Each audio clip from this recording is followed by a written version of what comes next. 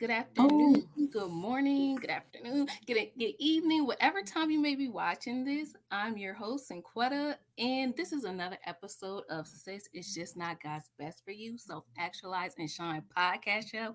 And today we are doing a coach spotlight with my girl, Rochelle Demetrius, aka the growth coach. That is like the thing that I decided to title her because, like, let me tell you guys, this girl got it going on. So Rochelle is a fellow life coach on mymentor.life, specializing in breakups, healing, and singles. With her coaching, she wants to work with you so that you can become your best self. And Rochelle is also focused on helping you reach your goals and will help guide you and hold you accountable, even if it makes you uncomfortable. So, this is why I decided to have Rochelle here today because I feel like that's very important. You want that friend that's going to encourage you and motivate you, but also hold you accountable. And at the same exactly. time, not be judgmental. So, this is why we have Rochelle here today. Hey, Exactly. Rochelle, how's it going? Hello. I'm excited. Oh, I'm so excited. Thank you for having me once again. Yeah. So I'm excited, and I hope you guys, are able to receive something out of this.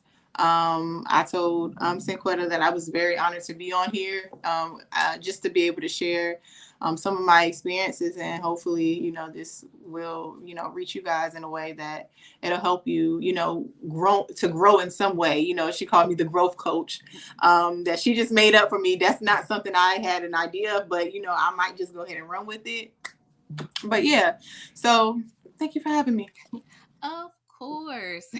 Thanks again for joining me. Okay, and like you said, I decided to deem you the growth coach because I feel like, on your YouTube channel, the I just had your YouTube channel up. Hold on. But what's your YouTube channel name again? More Life More Life Essential TV. Essential TV. Yes. I Mhm. realize that you talk a lot about growth and you really want women, particularly, to improve themselves. So I just want to know the background behind Rochelle. What was the inspiration? Why did you decide to become a life coach? Was there like a moment like, okay, this is something I'm going to do? Do all your friends ask you for advice? Like, what really motivates you to become a life coach? Okay. Woo. Let me see. I could write a book on what led me here, to be honest, because it wasn't just a moment. I've always had this gift. Now, whether I knew it or not at the time, that I had the gift, I don't think when I was younger I was sure, how I would be able to, I guess, display it to people. And I didn't know if it would be in the form of a life coach. Mhm. So I guess I would start off when I grew up, when I was growing up.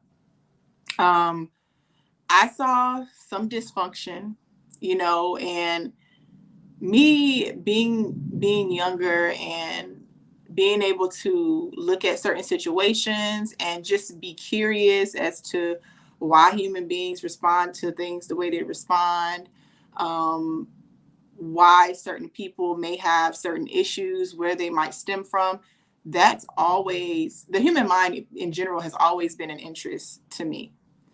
Um, and I've always been a person that was able to have conversation with people and unknowingly give them advice that, sometimes I didn't even know I was giving them advice. I was just talking and just saying what I felt, in the moment, whatever I thought of, it just came out, and not knowing that that's what they might have needed to hear in that moment. Um, but yeah, growing up, I saw so much, and I kind of grew up mentally, like, very fast.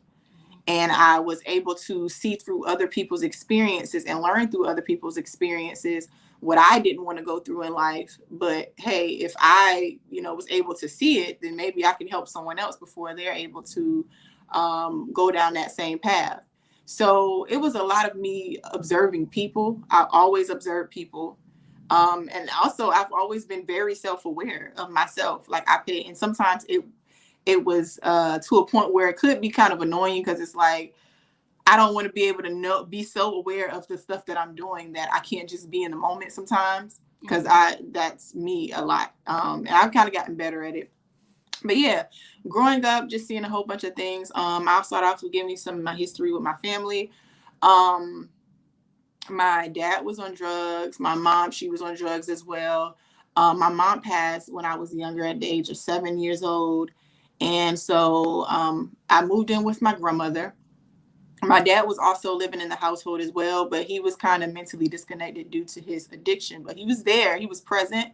I would like to call him functioning, I guess, a functioning addict or whatever. Mm-hmm. And a lot of what he went through really, I think most of his struggle is what inspired me the most. His struggle with his addiction is what inspired me the most.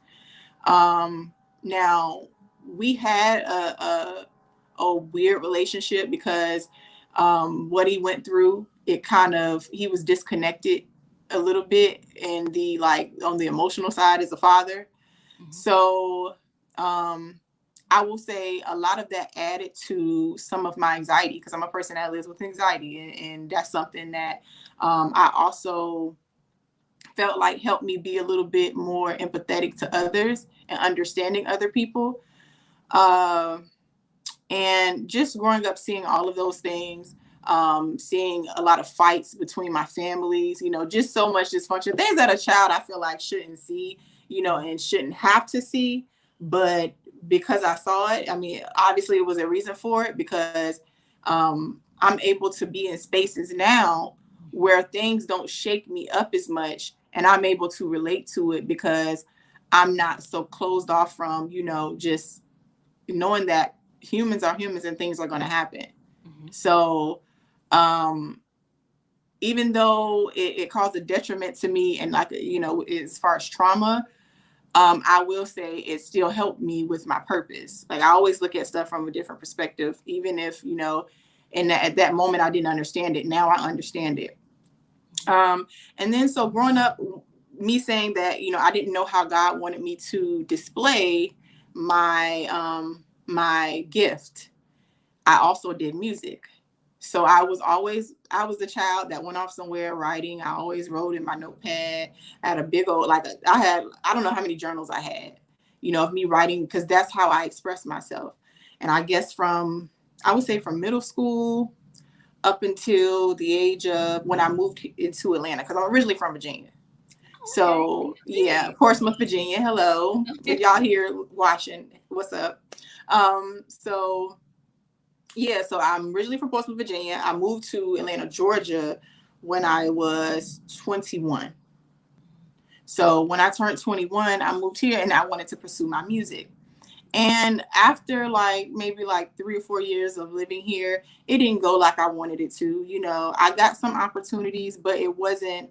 I felt like also that I didn't have the focus that I should have had, because I can really say that if maybe my mindset was a little different, things might have worked out for me a little differently. So I don't want to blame anyone else outside of me. Of course, there were other factors, but a lot of it, if I would have probably had the mindset that I have now, it would have been a lot different. But yeah, so I didn't know that, at that time, because we all look at purpose like, okay, this is just my purpose, but not noticing that God also gives us assignments within our purpose. So I said, well, maybe that was just my assignment at that time, within my purpose, to get out, whatever it is that I was going through, and to allow people to hear what I was going through, and then being able to learn from whatever my experiences were through my music at that time. And so I said, when that chapter closed, I went into massage therapy, which was another thing that I still do. I went to school for that. I'm certified in it. And that was my way of jumping into therapy. And I guess I'll rewind a little bit. I actually went to school, to college, because I wanted to do criminal psychology. So Mm-hmm. to be honest, I did go to school because I did start off going to school to do psychology, to do therapy. But for me, school just wasn't for me. Like, I wasn't that person that wanted to be in school for 10 plus years to get a degree. I don't have any degrees, but somehow I created a lane on my own. So guys, don't let nobody tell you that you have to have a degree. If you're in school, stay in school, but don't let nobody tell you just because you don't have a degree that you can't become who you want to be. But yeah, so I went to school, and I liked the classes that I was taking, but I didn't like the timing of that it would take for me to do it. And so I was like, I tried 2 years. I gave myself 2 years. I just wasn't feeling it. So I took up massage therapy. The school I went to, it was kind of janky. I didn't realize that till after the fact. And they had a whole bunch of lawsuits going on. So after that, I realized that wouldn't have worked out. So I didn't end up becoming certified with, and through massage therapy. And the reason why I got into massage therapy is because I was like, okay, well, I'm not going to be able to complete, school enough to be able to get into, to be a doctor, to be a therapist. So I was like, well, oh, what am I going to do? So I got discouraged with even trying to do any form of therapy. And then when I moved to Atlanta, I started working on music again. And then when that slowed down, I was like, hey, I need to do something. So I went back to school again for massage therapy. Mm-hmm. I finished that and completed it, and I became certified in it. I started doing that. And then maybe like a year later, the pandemic hit. So when the pandemic hit was when I started really picking up with my massage therapy business, but it slowed down. Like right in the beginning, I was picking up, I was doing stuff, and I had my mentor. He was putting me a part of a lot of things. And during the pandemic, I got into a relationship. Or probably a little shortly before the relationship. I mean, before the pandemic, we got into a relationship, and I always look at this relationship as like the defining moment of, for me transitioning to the mindset that I'm in right now. And during that relationship, I will say I got a lot of clarity, I guess, on what God needed me to hear. It's a lot of stuff that I didn't think about. It was questions that my ex would ask me that I didn't have the answers to. So one thing I can commend him for is that he kind of opened my mind in a way, and I guess to think about things that I had never thought about before. When it came to my life, like, I had started a business and everything, but I feel like being successful is not all about just being, successful in business. It's also, and I guess being wealthy and happy, it's also about having peace within yourself as well. And I feel like that's success also. And that's wealth as well. So even though I had started my business and I was becoming, picking up in that, I'm like, what is my purpose? Like, why am I here? What defines Rochelle? Who am I? So going over the relationship, getting to the part where we break up, because we didn't last long at all. We probably lasted about 6 months, which that's why I said that relationship was really only put in my life to bring me, I guess, over to, or bring that shift into my life that I needed so that I can step into my purpose. So once we broke up, and usually when I break up with someone, I'll kind of entertain the situation a little bit, and or if feelings will still linger, where I won't focus on myself at all. I'll just sit in whatever it is, and then I'll try to find someone else just to get over the previous person, which a lot of us do. We were talking about that. Yeah. So so when I broke up with him, I think the day that we broke up, I was like, you know what? Because when we broke up, I was crying. I was, just in so much like disbelief that I just didn't know. Like, okay, I was like, wow, I didn't see this coming, because I really didn't see the breakup coming. But what's so weird is, I guess I can kind of say I seen it coming, because the day that we broke up, and people are going to find this to be weird, but I said to God, I said, let your will be done. And I don't know why I said it, but it happened. So I was like, wow, what made me say that? And then just not, and we were good. That's what's crazy. Me and him were good. We weren't in a bad place. And then he was like, oh, I want to call you and we need to talk. And then so he just broke up with me and said, he feels like we both, there's somebody out there better for both of us. We just aren't a match. Like, we would be a match in friendship, but probably not in relationship. And so that night, I really sat and thought about it, and I was like, wow, you know what? I think me saying, God, let your will be done, him answering that, that was my cue that this relationship, it's it's at its end. Like, you don't need to continue entertaining it. You don't even need to continue being a friend. That was there for that season because you needed to, um I would like to call it when you're put in a space where you reach your low moment and you're trying to find your way to dig your way out of it. And it's like sometimes God has to put us in that place for us to get closer to him and listen. And When you that's hit rock from bottom. hmm, When you hit rock bottom. yeah. Hmm. And I was like, and because I had the clarity to understand that, Hmm. it helped me move on a lot faster. And so the next day he came and got some of his things from my place or whatever. And he was like, I would love for us to be friends, blah, blah, blah, blah, and asked me how I'm feeling. And I was just like, you know what? Um, I'm kind of glad you broke up with me. And I know he was surprised I said this, but I was like, I'm kind of glad you broke up with me because I lost myself in the relationship. And, I just think I need to get back to me. So I thank you for that. And I also said to him, as far as us being friends, I don't see that happening because that wouldn't be healthy for me. And, staying in communication and things like that. I don't know what happened in the future, but right now I don't think that's a smart idea. So Hmm. we moved on. I immediately put myself in a 30-day no contact. I went on a fast. So that's when I fasted from I know we're gonna get into that also, but I'm not gonna get too much in detail about that. But I went into a fast, and within that fast, I did two fasts actually. Two fasts I did. One was from social media and alcohol. Then the second one I did a Daniel fast. The Daniel fast is when I got the clarity that I needed to step into this space. And so I'm not going to give you too much detail. I'm going to tell you a little bit more of the story of how I got the clarity once you get to the question. Okay. But and people are going to be like, "Girl, no, that you serious? That happened?"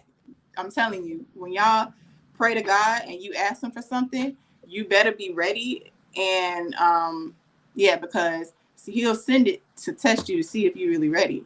But yeah, so that's, I would say I probably missed out on some stuff in that, but that's what led me to the space I'm in now. Just growing up, seeing certain things and, just my experiences really.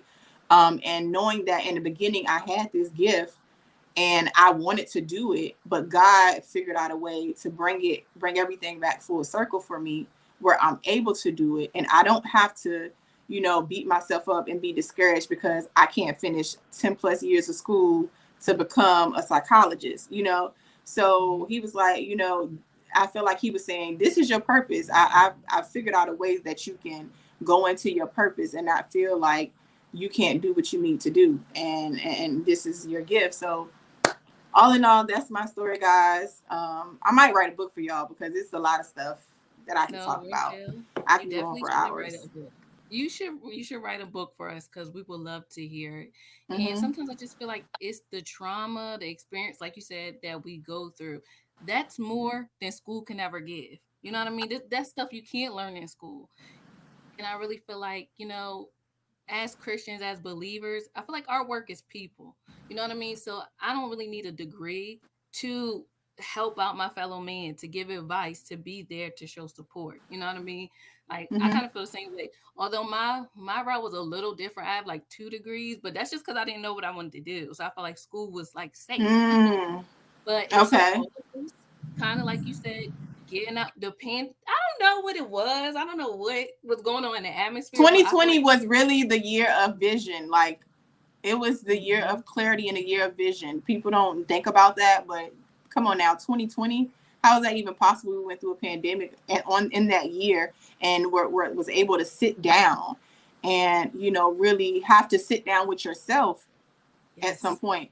Because with Mhm. me, I was in a relationship, but at some point was released from that relationship, and I really had to sit with myself, and I had to do some soul searching at some point. Mhm. And you really in that moment get clarity if you decide to actually do the work. Now it's different because 2020 might not have been a year of vision for everybody. Some people might have found ways to kind of get over the time that they had to spend alone, whether it was through substances and things like that. But for me, I can say for sure it was a year of clarity and vision for me. Absolutely. Like your story, that's why I'm glad you shared it because I did watch a YouTube video about that and I loved it. But also, like you said, the same thing happened to me. I literally told the guy, like, I'd rather lose you than lose myself because, like you said, I felt like I was losing myself. And it was through that I'm here today. All this stuff came out of the pandemic, this podcast, doing another book, relaunching my book. Like you said, I just had time to just clarify, just to clear my mind and, like, okay, Synquetta, what is it that you really want to do? And you, like you said, I too found my purpose through this, and here we are today. So it was a few things Yes. I wanted to pick out from your story. I feel as though, like, that prayer, let God, Lord, let your will be done. That is a real thing. Because I remember I prayed. I was in Atlanta too. I don't know if I told you. I went to Georgia State for grad school, so that's how Oh, I got really? Where you at here. now? I'm back up here in Delaware, so that's why when you said Okay. Virginia, I'm like, oh, Oh, DMV. yeah, yeah, yeah, yeah. That's not far. Yeah. Okay. So Okay. when I was down there, I was talking to this guy, and it was like he was from New York, so we had the like northeast thing connection, and everything was cool. But I prayed. I was like, Lord, if this is for me, like, let me know. Do you know? Like a few days later, I called him. He didn't pick up, but his girlfriend answered, and I asked for him, and she was like, "He's asleep, but can I help you?" No, you can't help me, but you can let him know some credit card. Click. And I was just like, wow, after I prayed, like, if is this a person for me, Lord, let me know. And then that happened. It just When really you lets me know, ask them, like, you yes, ask them, he will answer your prayers. you ask them, and because you ask them, I think also it comes from like being obedient and asking, like, because some of us we don't ask, and Hmm. he wants us to get the answer. But Hmm. because we so stuck up in what we doing, we don't ask. So when you ask, you're like, oh, thank you, Jesus. She finally asked. Like, okay, now I can give her the answer because she was about to drive me crazy. So Yes. I really feel like he be wanting us to ask and we just don't. And he wants to give us the answer, but we just we don't sit down and take a moment. But you know what else, Rochelle? I think also because it was a newer relationship before my feelings really got involved that I prayed it. Because I know plenty other times when I may be in Oh. something I'm not sure about, I don't even want to ask God because I really don't know the answer. Mm, I'm just like, no, I not feel at the you. moment. But he still will get your attention. Like you said, you didn't even know where that prayer came from. You was already 6 months in, and you just prayed that. So he still Hmm. will get his attention. It's almost like he'll let you do your thing for a while, but when you're Yes, called, he gonna tap you on your shoulder, like, come up out of there. exactly. He No. sure will. He sure will. All right. So, Roshi, I have another question too. How are you able to own your story? Like, I really find that admirable, like your transparency, seeing how you grew up. Like, you're not saying it like sad or anything. You're just like, this is what it is. This has helped me. Like, how did you get to the point where you own your story? You know? You know what? I'm going to say it took a lot of work because I know it was a moment where I couldn't really say some of the stuff I'm saying without crying because it would just Mm-hmm. seem so like, I guess I would be ashamed. Mm-hmm. And just being honest, it's still some stuff that I don't share that it's taken me some time to really own, to be able to put out there because, I don't feel like everyone has the right to everything, about your life. Mm-hmm. But I do feel like, Mm-hmm. I feel like what helped me is just being able to understand that every situation was a lesson. I always, Okay. and I will say, like, before, I wouldn't look at it like that because I was so caught up in that moment. But now that I have a different mindset, I'm able to look at those situations and say, hey, for one, you're not the only one that's probably experienced this. So if you don't tell your story, then you don't know who you don't know that who you could help. Like if you don't tell your story. And all of the whole part of me, doing this, I feel like it's for me to be able to be transparent, and people want to be related. They want to feel like you're relatable and that they can talk to you and know that you understand what, they're going through. And I feel like without doing that, and not to say you can't do what you're doing without doing that, but I do realize that there's so much power and transparency in allowing people to see your vulnerable side, that it makes other people feel comfortable to say, hey, well, shoot, I'll share it too then. Because I've been in rooms where, where I used to be the person that didn't want to share. And when I heard somebody else like feel comfortable enough to just say, hey, this is what it is, I'm like, wow, that is amazing that you're able to just do that. And it would make me feel comfortable enough to say, hey, you know what? Let me go ahead and share something. Because, and then in most cases, somebody else would be like, oh my God, you went through that too? Like, I went through that. And so I'm like, wow, it's so much power in it that none of us ever notice it. That's why a lot of people who are so transparent get so much love. I'll use, for example, Cardi B. Mm-hmm. She was so transparent before she became who she is now. She was so transparent. She showed us like the busted, her life when she was busted, She that it did. made people fall in love with her because she seen it. That's real life. When people can see real life, they're like, wow, and that's where you came from, and look where you're at now. So for me, looking at and seeing that and knowing that there's power and transparency, I think that's what allowed me to be comfortable and owning my story. I love that. You actually inspired me with your answer because I Oh. asked that for a reason. I just recently got comfortable with sharing my story because growing up, I grew up in a homeless shelter. And Mm-hmm. the last interview I did, maybe not the last one, but like two interviews ago, I did it with another girl. Her name was Danielle. I can't remember her last name now, but she had posted on TikTok how she was homeless after her mom died, but she went on and went to school and did all these amazing things. I'm like, wow, like I need to talk to her because how is she owning her store? You know what I mean? Like in that Mm-hmm. kind of way. So just talking to her has kind of helped me. And then hearing you, like you just said, like sometimes it was times where you wanted to cry. Like it would be times where I'd be wanting to cry, but I guess now as I'm getting comfortable with it and sharing it, it's like, okay. It's almost like it's healing me. I didn't know why. I was like, I don't know why I was feeling a certain type of way, but kind Yeah. of like as we do this stuff because we're life coaches, we know how to examine ourselves. Like, I'm like my Yes. coach myself. Like, why did that offend you, Cinquetta? Why did that hurt your feelings? So it's like, Cinquetta, why are you crying? And I guess it's just like, I have to be comfortable with sharing it and talking about it. So Yeah. that's why I asked you that. And I was just like, oh, wow, listen to Rochelle. Yeah. So thank you for sharing that as well. No problem. So my next question I wanted to ask you, we'll get more on like on your channel now. So on More Life Essential TV, you speak a lot about boundaries. So what are three boundaries everyone should have when it comes to dating and relationships? And or how can we implement healthy boundaries, even if it's like with our coworkers or somebody says something wrong to you at the grocery store? Yeah, how can we implement healthy boundaries? And what are some good ones? Um. Um. One, I would say, respecting individuality. I think, Hmm. um, when we are in relationship, whether it's business, whether it's family, or your partner that you're dating, I think a boundary would be to allow your one of the boundaries, the most important, is to allow yourself to be who you are. And not to say that the person can't help you change for the better if there's things that you need to change to make yourself better, but I think that should be a natural and organic thing where the person in your life just makes you so inspired that they make you want to be a better person.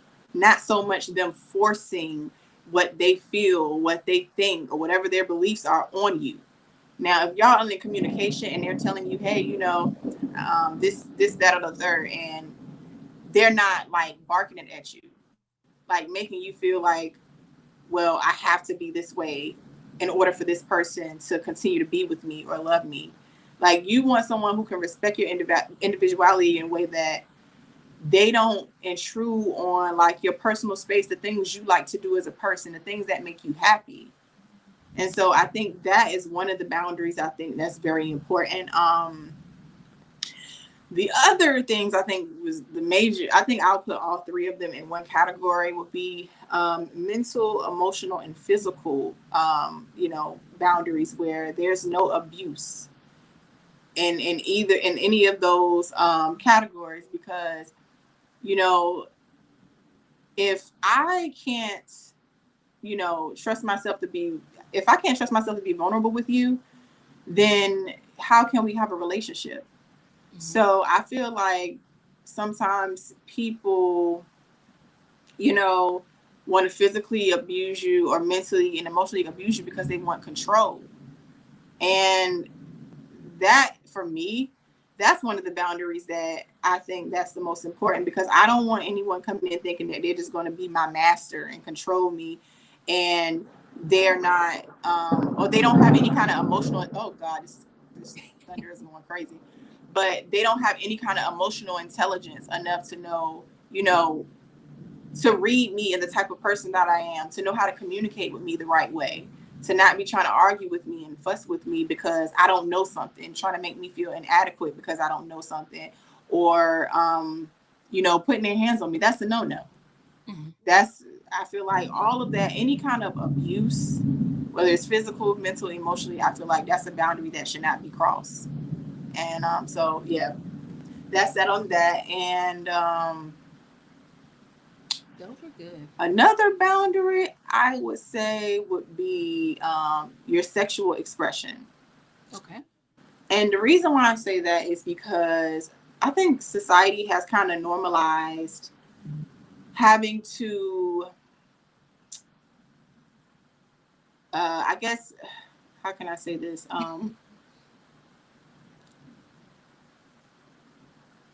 Having to give yourself away sexually too easily Hmm. to keep someone, That's good. or to show that you care about them, or that's your way of showing that you like them or love them, whatever the case may be, or to keep Hmm. them around.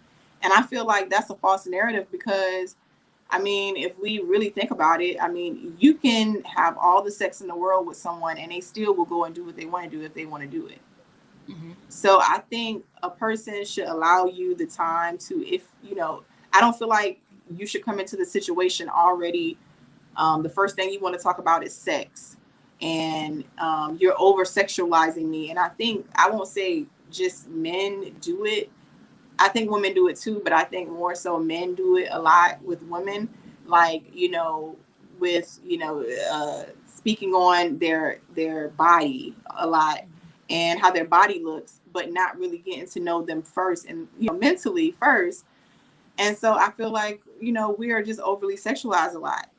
And so men go into situations already thinking like, okay, well, I'm getting to know her, I'm taking her out on dates, and they just think they deserve a prize because you're they're, they're giving you their time and spending their money.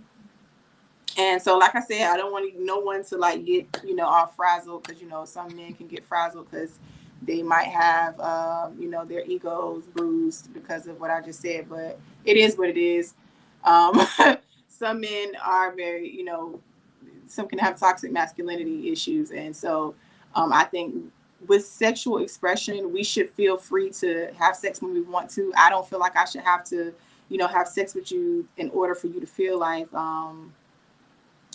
that I like you, or Hmm. because you did something for me. And also, if there's things that I don't want to do in the bedroom when we're having sex, I should be allowed to express that as well. I shouldn't feel like just because the other girl did this for you, that you feel like in order for me to keep you, that I have to do the same thing. No, I feel like if you care about me, what if as long as I'm happy, and both of us are understanding, each other's bodies, and whatever is getting done needs to get done in the bedroom. I shouldn't have to cross the line of what doesn't make me feel comfortable.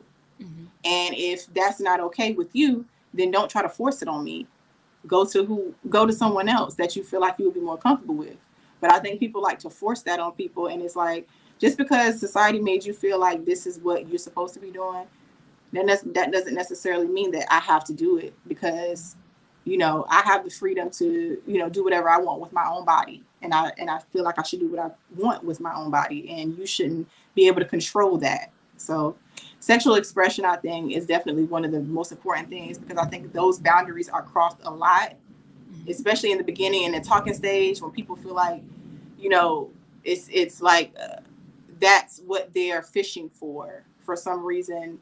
It's the goal to get someone in the bed, and I just feel like that's one of the most important boundaries that should not be crossed.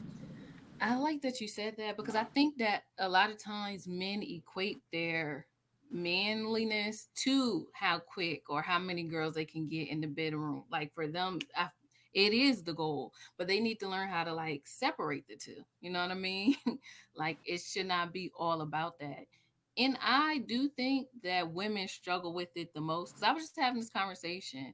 Like, how sometimes women feel like they owe somebody something just because they may have done something nice. But it's okay to just say thank you and leave it at that. If Exactly. you want to give something, write them a thank you card. I don't know, buy them some socks. Like don't you shouldn't have to use your Exactly. body as the payment. If you don't feel comfortable, yeah, because I mean, if okay, it's what I you, don't but want this thing, if that's what you like to do, by all means, to. because that's Right. why I mean by no judgment. I don't want to judge people who feel like, hey, if you're doing it because you want to do it, that Yeah, is more your power to prerogative. you. Right. But But know that if you're not doing it from that place, if you're doing it from, okay, maybe he'll like me more, or maybe he'll stay around a lot longer, then don't do it, there because we you'll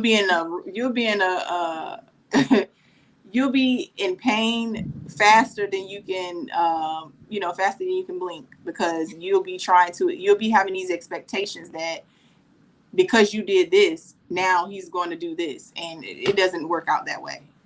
right. Yeah. Exactly. And like you said, it's all about that's a boundary for you. So when you break that boundary, you're not being true to yourself. Choose So I think exactly. it's just more so like knowing who you are before you get in the relationship. Kind of like a job.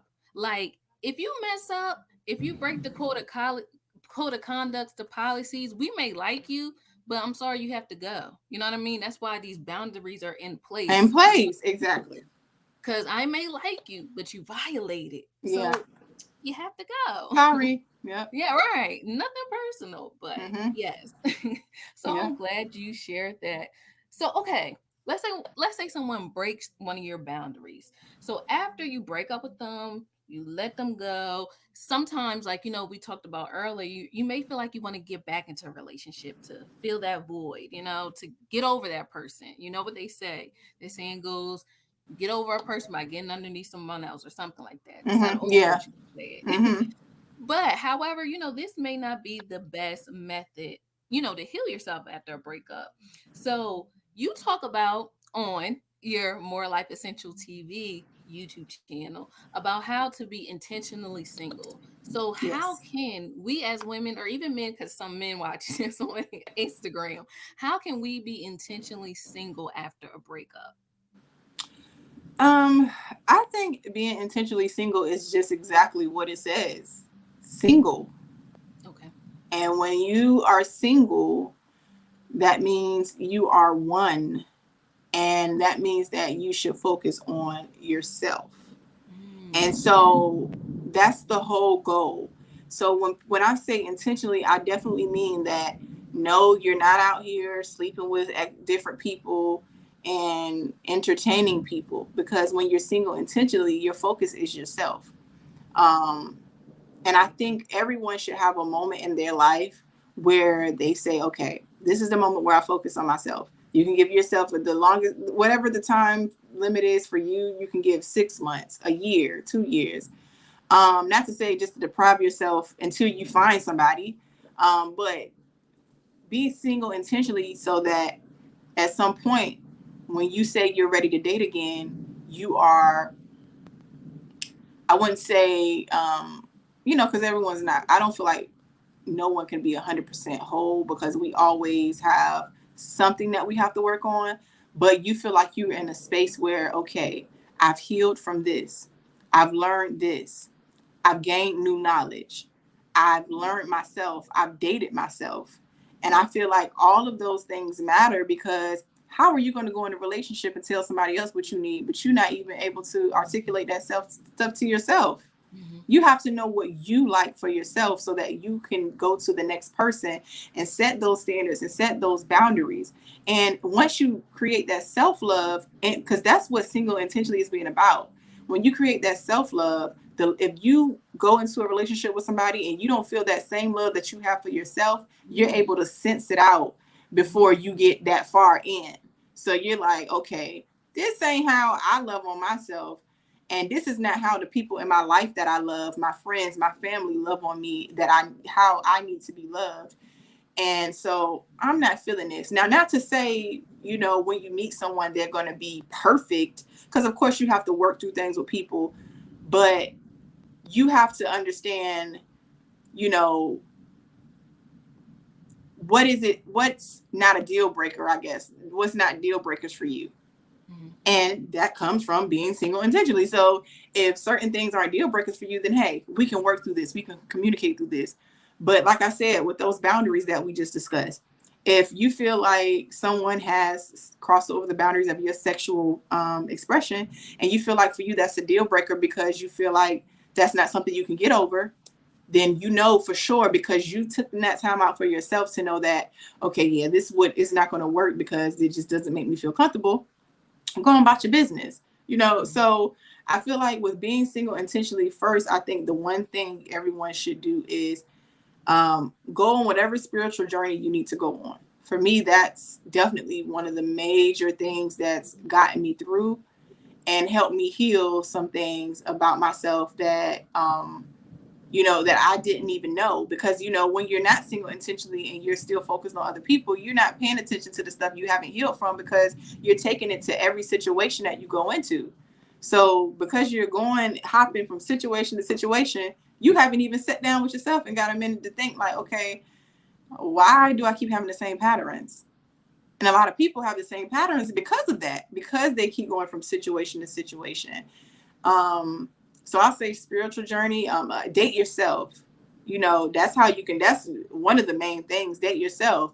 Treat yourself to stuff that you would like. Buy yourself flowers or treat yourself to a spa day or buy yourself gifts or take yourself out to eat. I would go out to eat by myself. I would go to movies by myself because I love being by myself and I don't mind doing it. Mm-hmm. And I think really what it's going to take to start off is really be intentional about um, who you want to be. I think what motivated me to be single intentionally was knowing that I had a purpose. Mm-hmm. And I think in most cases when people know that they have an end goal, because when you don't know what your goal is and you don't have a plan, you're just flailing in the wind. You don't know which way to go. And you're just, shooting in the dark. So you're just like, okay, whatever happens, happens. But when you know you have a goal and you have a purpose, more than likely, that's what's going to motivate you to be single intentionally. Because you're going to be like, okay, I know there's something I need to do. And so, in order for me to accomplish it, I have to do this. And Mm-hmm. so, I think that's the first thought process or the first thought that you should have when doing it is say, hey, what is my goal? And whatever my goal is, I'm going to allow that to keep motivating me. I'm not going to keep allowing myself to keep being put in the same patterns if I have this goal to reach. And that's to me would be the start of being single intentionally. Rochelle, I love that because I feel like it's very true. Like when you're in your purpose, you also don't waste a lot of time. So, you know what I mean? If I really like you and I got to step away from this stuff, when we go out, it better be worth my time. And I also Exactly. feel like it's easy for me to let go too because I could be doing something else. Like before, Exactly. used to date, like you said, like go with the flow. You don't have no real goal. Okay, I'll go, whatever. But now that my life has like direction and a purpose, I really don't have time, or I can let you go easily because I have something else to do. I don't have to worry about paying attention to you or anything like that, like I was before. Now Hmm. I can just like be me. You know, I Exactly. can. I date my hobbies. That's what I say do. Like for the women that are Exactly. waiting, or I don't want to say waiting, but the women that that can be kind of like grab on really tight in the initial stages of a relationship. I feel like still have your hobbies, still do the things that you enjoy. Like you said, date yourself. That way, like you're balanced. Like, you know what I mean? You're not making the guy your everything or an idol. Sometimes we Hmm. do that. We don't realize that, but sometimes we make people an idol. Like, in the Bible, they bow down to statues and stuff like that. But in Yeah. a way, we kind of do it now to people. So Yeah, we do. We give people more credit than they deserve. Definitely. yes. So I like that you said that. So I feel like a lot of times we as women can settle for less. It happens to the best of us when Hmm. dating and being in relationships. Like sometimes we allow people to break our boundaries. We put up with disrespect, inconsistency, cheating over and over again. Because sometimes we just don't see our value or we don't know our worth. So how can we as women know our worth and our value, and how can we get to a place of knowing it if we don't? Like, what are some ways that we can work on that? Um, well, we can start off one. Like what we were just talking about is just being single intentionally. When you work on yourself, you then begin to learn yourself, and you're like, and you learn the type of person you are. You're like, wow, I'm a dope person. Like, this is Mm, who I am, and I've been accepting this that the whole time. Like, I, I I deserve way more than what I've been accepting. So, that's why the single intentionally thing, and a lot of people, really love that because it's like something that people don't really think about in the intentional sense. Like people mhm, know, okay, I'm single, but it's all about the intention behind being single more than just being mhm, single, because you can be single not with anybody and not been in a relationship for years, but are you doing that intentionally is the thing.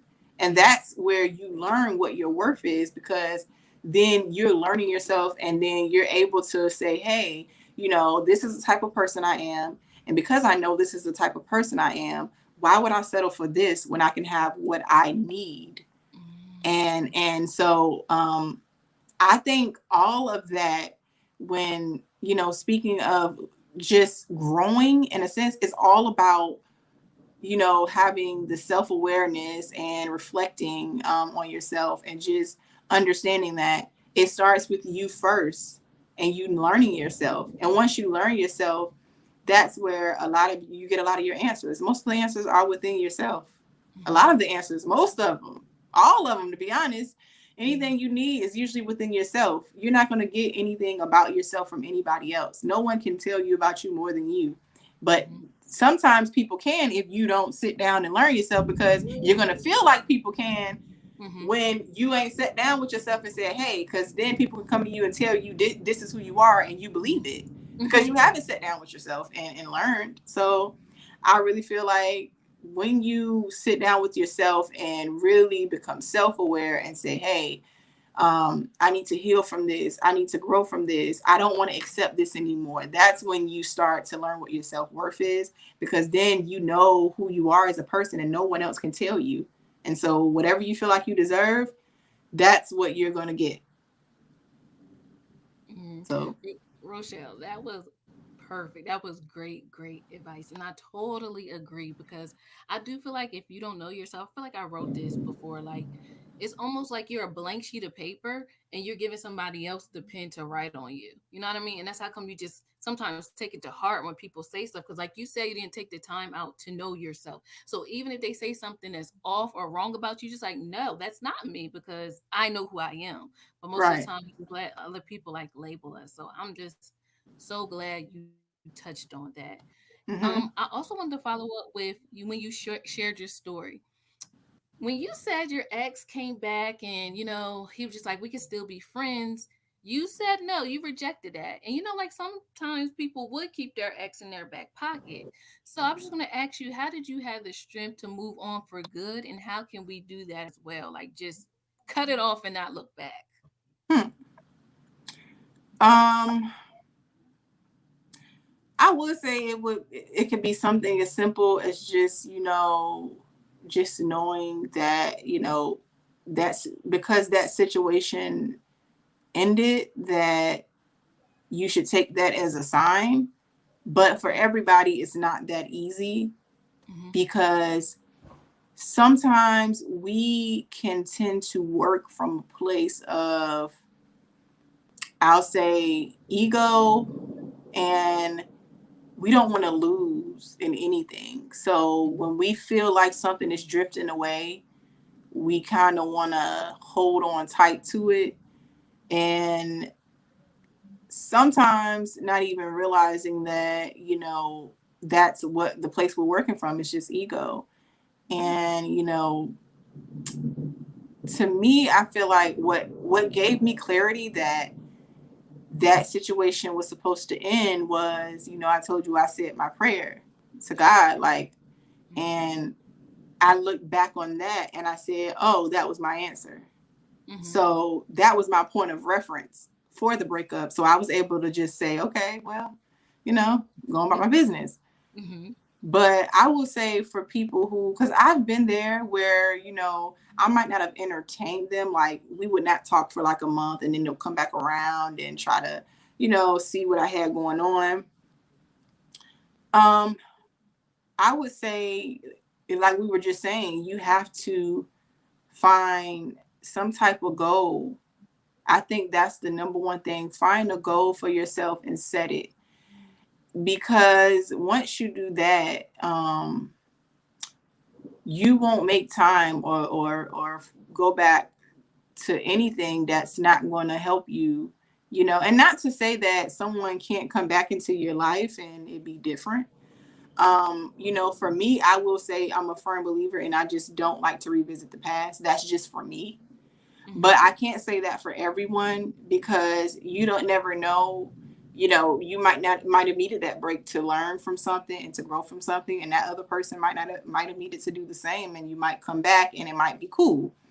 But if you're in a situation where it's just absolutely toxic and there's no hope, and that you wouldn't be able to mend anything with this person, because it's just like you don't see any growth in it.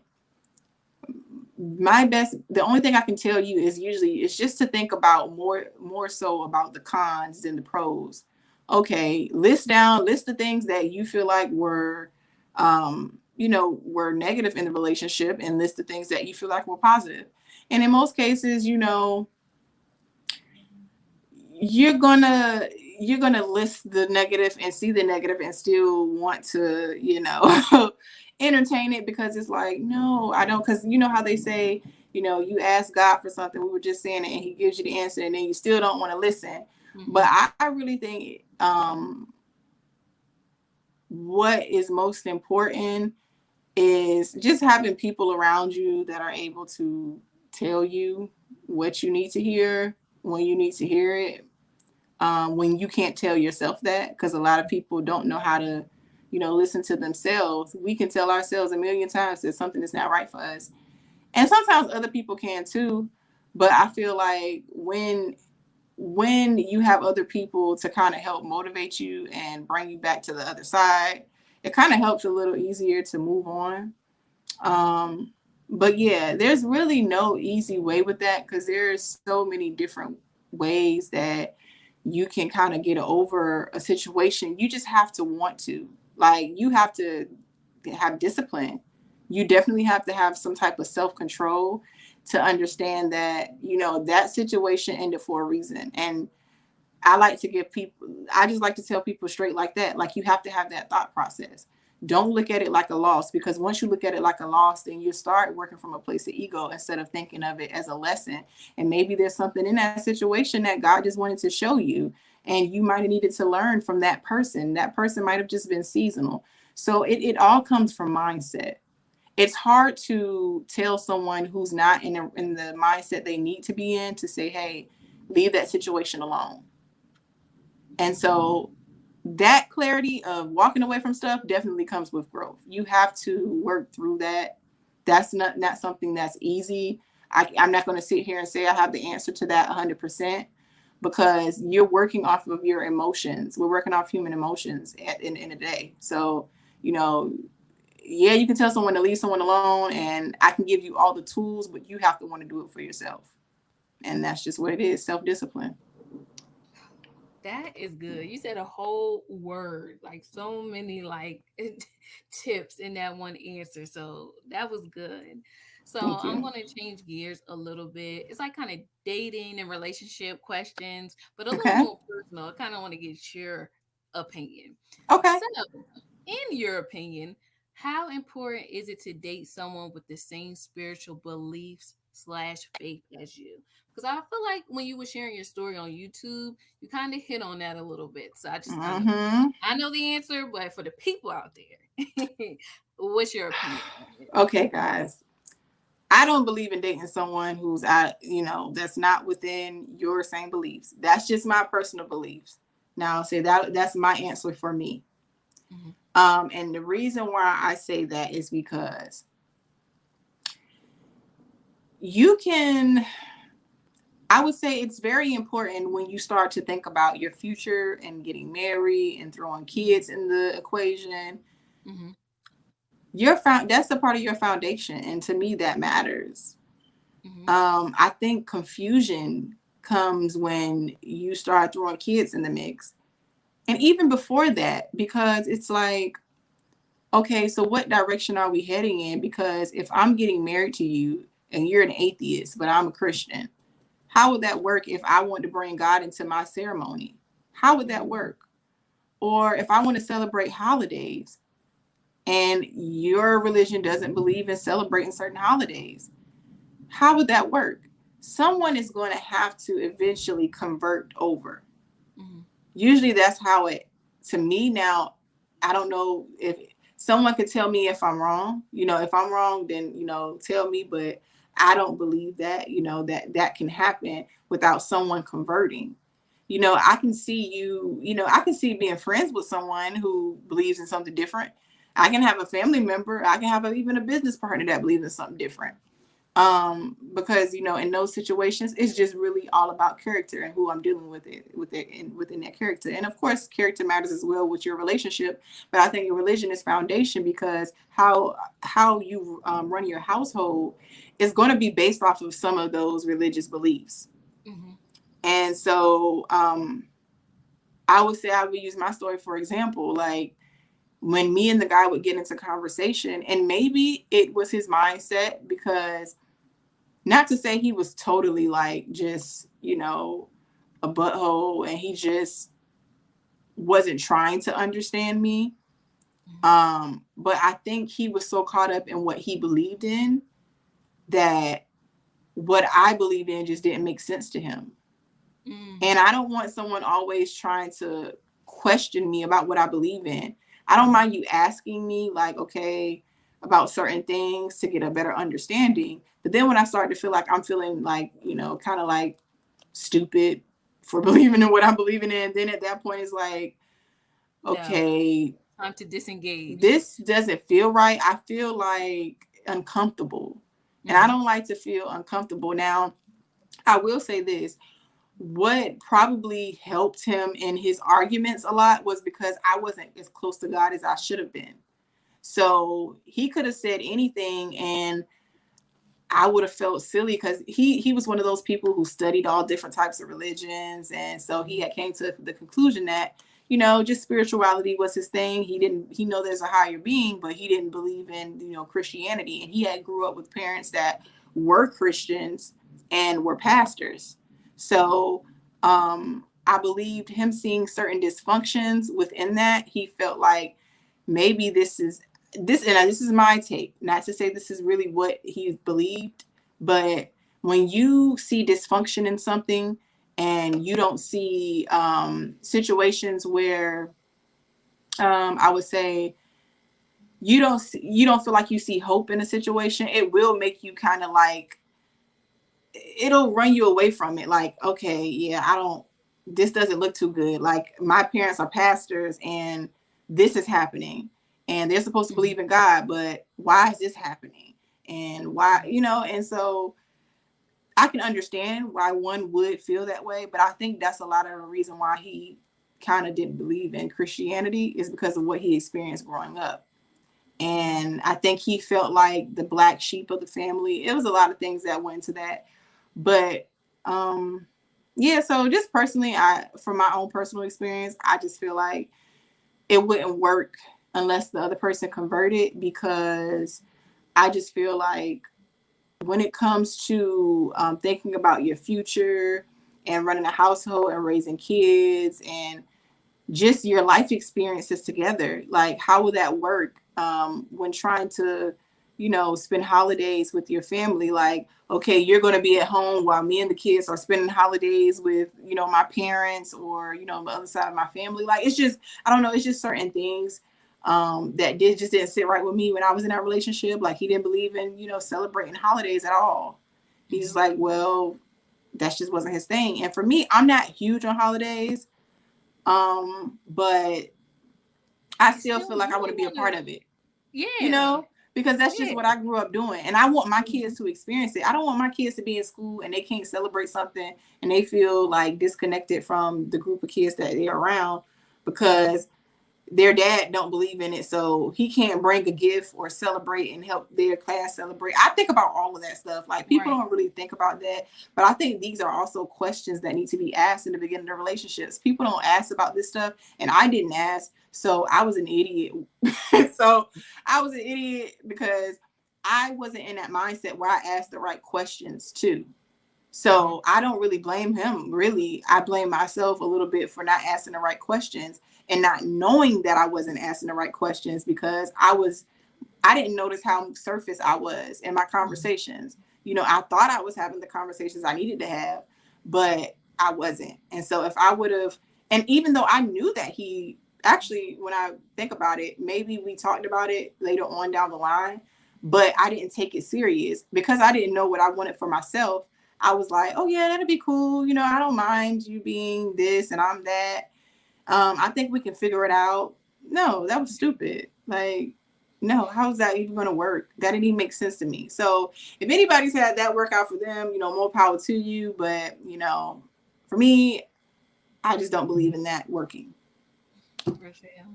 I That was very good advice, and I feel like the same way. Sometimes we do just get caught up in the situation. You know what's being presented to us, like, oh, okay, we'll like you said, we'll work it out. But like you said, your faith is the foundation. It's almost like, I don't know if you've seen the reel on IG where it's just like, don't ask me for advice if you don't want me to talk about God, because God gonna get brought in it. Like, it's like the little voice or whatever, and I'm just like, that is very true. I don't know how I was able to like date in the past and not even talk about God. You know, like, what was And I that's what it doing? was. It made me uncomfortable. I think that's one of the things. It made me uncomfortable to even talk about God, because it's like, well, a lot of my advice does include God. Now, not to say I can't give you advice without God, but most of those principles come from the Bible. So even Hmm. if I don't say God this, God that, a lot of those principles are still coming from the Bible.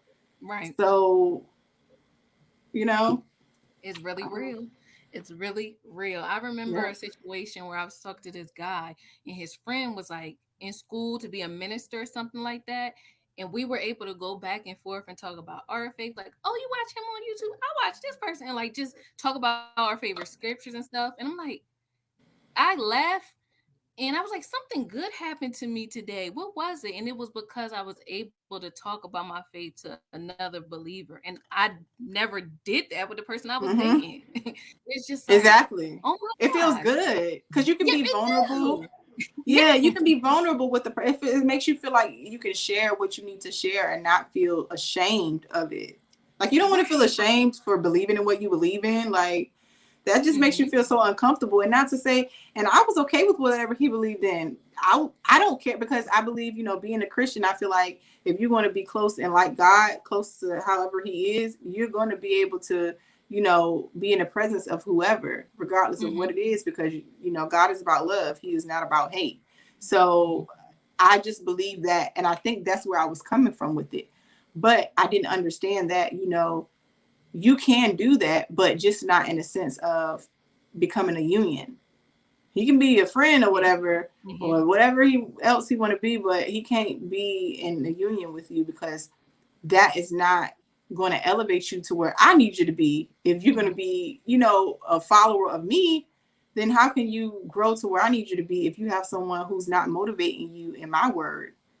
Uh-huh. And that's what I need. I need someone who can motivate me in God's word, because I feel like that's what I believe in, and that's what's gotten me through. And so I don't need you telling me that God is not this and God is not that, when I know for myself that he's done for me. Yes, I do. Yeah.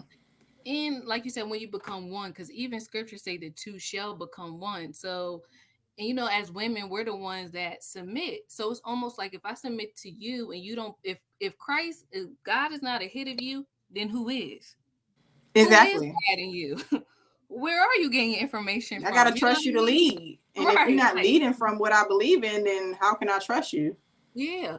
Because to me, that means then, oh, society can influence you, or the Exactly. rap music can influence you, or this whatever that comes up will influence. You'll just kind of go with the wind, but I need you to be Exactly. flat footed and on the same wave as me. Because like I said, it feels good to talk about your faith, letting your light shine. We're here to Exactly. let my light shine. Exactly. So that was Period. good. That was really good, Rochelle. So I want to let you know we're over an hour. Is that okay? I have a few Oh more yeah, questions. I just noticed Okay. that. Yeah, we good, You still girl. got time? I don't have Okay. nothing. My evening is free. That's why I chose today, because my evening is free. So we're good. I hope Yay. everybody else is enjoying the conversation, Yes, because on my yeah. IG, Isaiah Lee Music. And we go to live together too. He's my homeboy. And when I need a male perspective on these dating topics, he Hmm. chimes in. But he said, I like her already. She's speaking facts. I'm like, yep, yep, she Well, is. thank you, Isaiah. I appreciate it. I try my best to be as real as possible, or as true to myself as possible, and hopefully someone else receives it. So you We know. receive a girl. You is like dropping facts. Okay, so when dating, what are your top dating pet peeves? Like what are the top dating things that just annoyed you that you experienced? Like, I, you ghosters, know, slow texters, showing up late to dates. Like what are your things that irk you? And maybe these are like they're not the deal breakers, like we talk like it didn't hit a boundary, but it's like, it's just annoying. I'm not about to like cut you off for it, but or you could actually, but well, one of the things that I don't like is that that stage where people start playing hard to get, where I have to figure out if you like me, and you like me, but you want to I guess stall on communicating with me just to play hard. Like, mind games. yeah, I don't like playing those mind games. If Hmm. you want to call me, call me. If you want to text me, text me. Now, I'm not saying blow my phone up and be crazy, because that is crossing the line for me.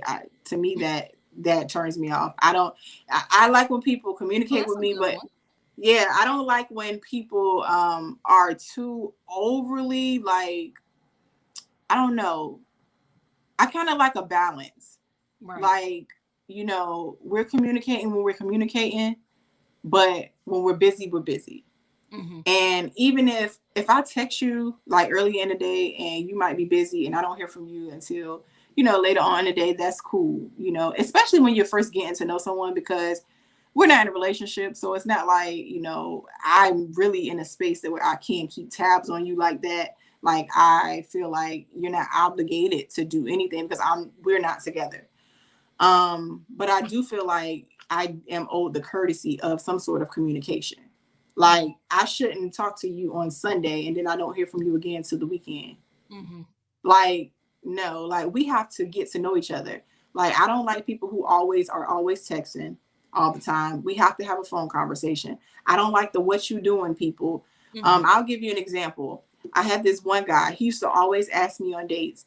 We had hung before previously, and the chemistry was kind of there, but it wasn't all the way there. But I felt like I was attracted to him. He was attracted to me, and so we were cool. And so over time, we had lost touch, and we would find each other again and kind of hang out. And then at one point, we had lost touch and came back, and I was in a whole different headspace when he came back around.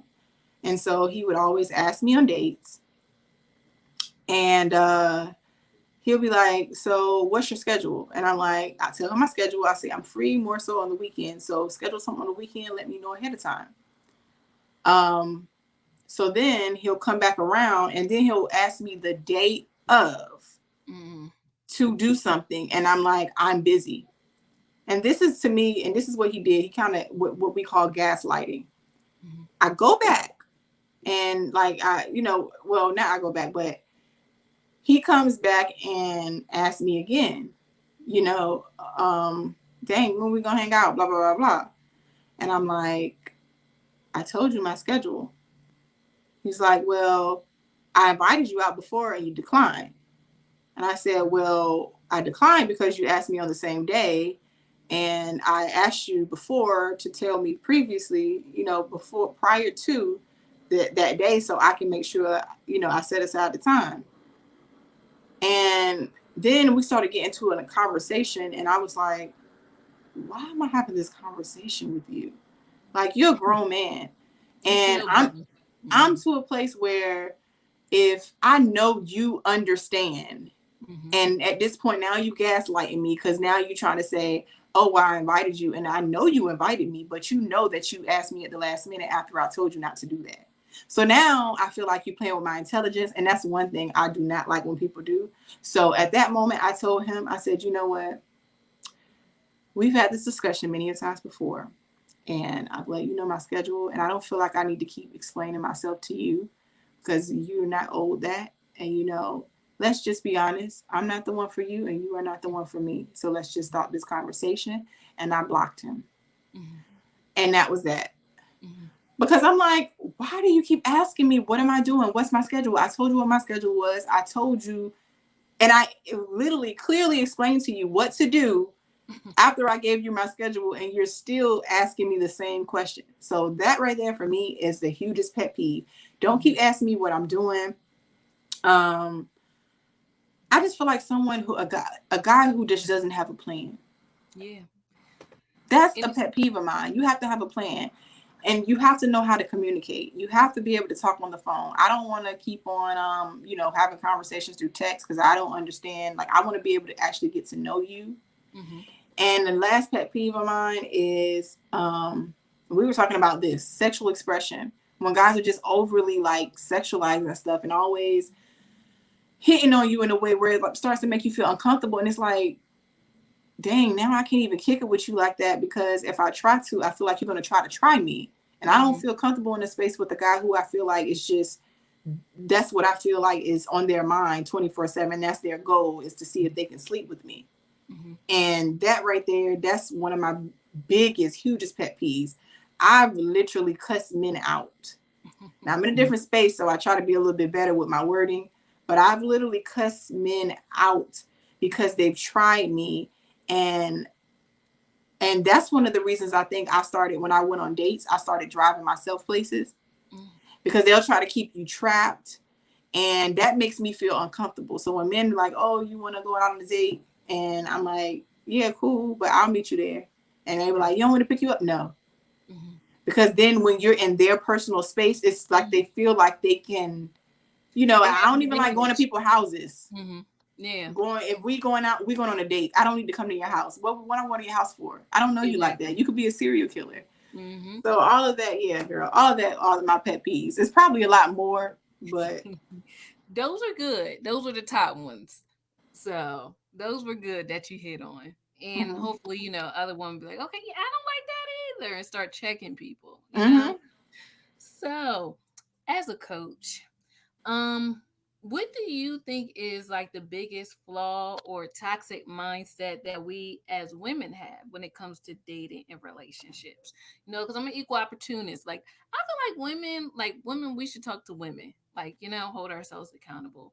I really don't like to talk about men and what they need to do because I feel like they're gonna do what they want to do, but you got to be that girl that, you know what I mean, that have Yeah, your you got to be boundaries able to check in them place. Right? when Yeah. need So be. Hmm. but so what is a thing that you know, even if you see it on social media, maybe none of your coaching clients, but like, you know, just things that you like, okay, that's holding us back as women, or you know.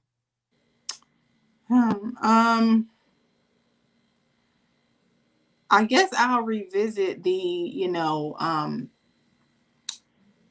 us feeling like we have to do any and everything to keep a man. That's good. Um, Mm-hmm.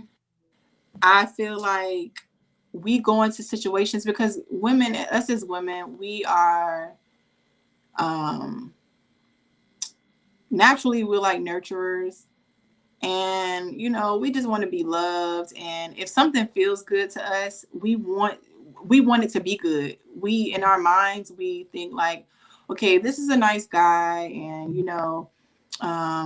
he's better than anybody else maybe that I've ever dealt with. And or either my clock is ticking, or a lot of elements play into us being a woman, because we want to be able to experience love in a way where we feel like we're at least wanted. And I think a lot of that, and then a lot of our insecurities play into that too. And men can tend to play on those. And we sometimes allow them to because we want to have someone. And I think that is a toxic mindset when we are allowing ourselves to downplay who we are and what we need to have someone. Mm-hmm. And I realize that a lot, like, because sometimes women tend to look at men like the prize. Like, if you can't keep a man, then what are you worth? Or if you haven't been in a relationship and you can't keep relationships, or um, just a lot of things. I think us as women, we try to change ourselves too much for a man, than and just then rather just be ourselves. And a Mm-hmm. lot of women probably will say, no, that's not me, but subconsciously it is. Because when we get into a situation, and we'll say all the things that we won't accept, we'll say Mm-hmm. all the things that we won't do, and let it be this one man who's attractive, he's charming, he takes you on nice dates, he just treats you like a princess.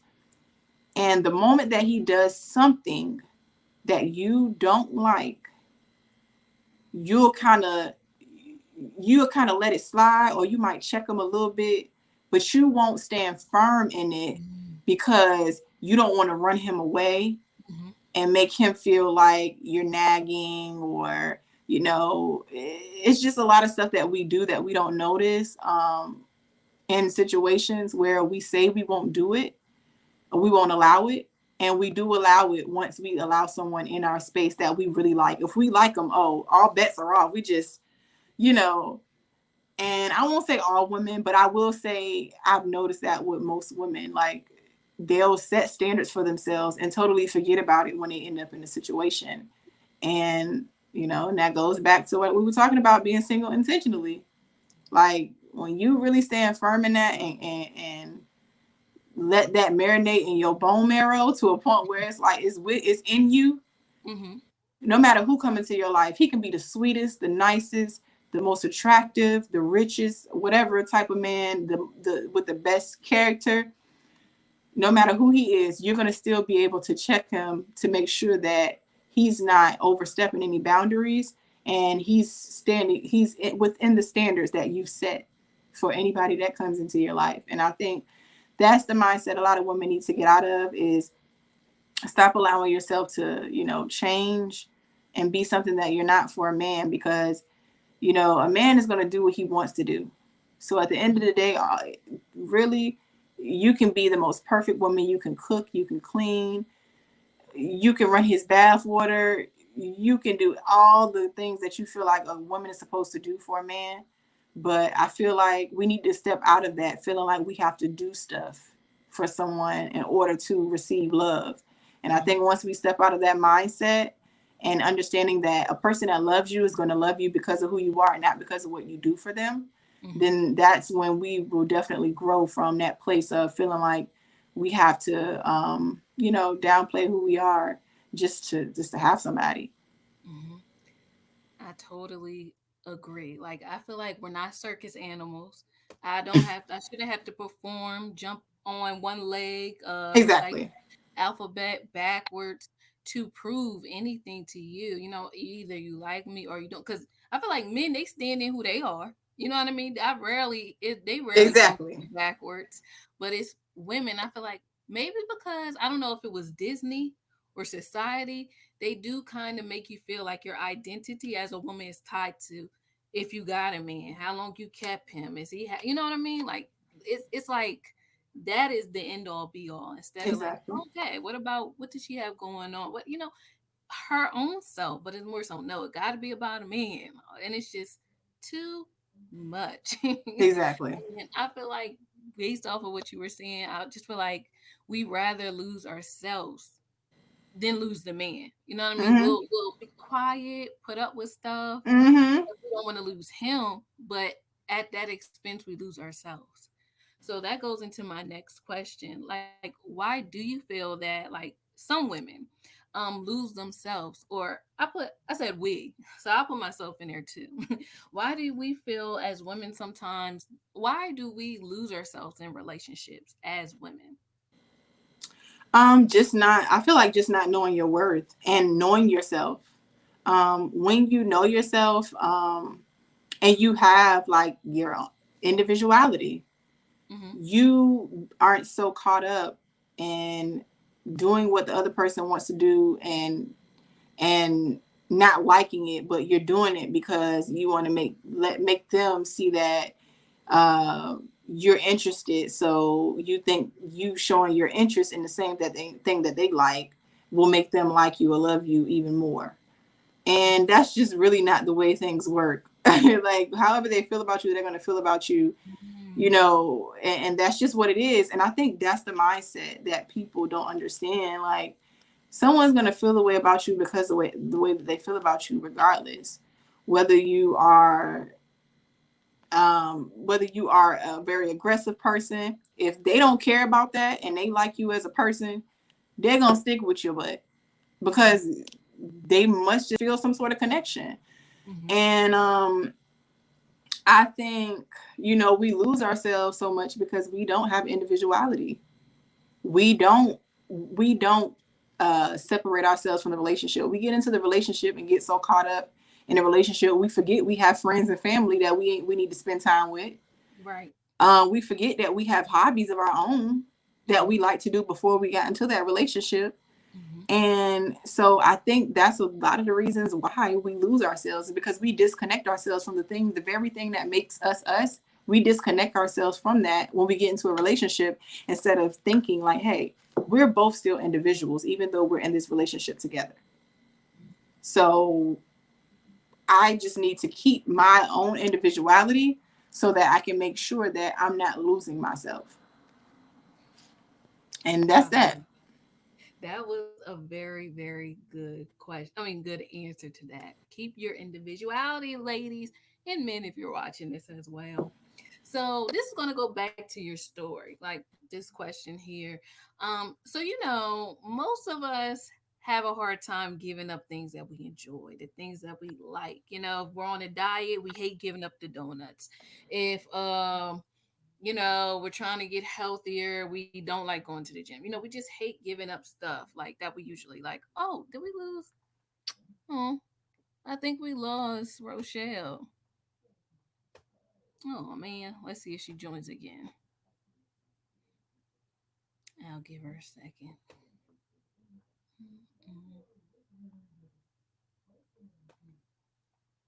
Yeah, guys. So I was just gonna ask her. How was she able to do her social media detox and how was she able to cut out alcohol? I think that's like really dope that she did that after her breakup.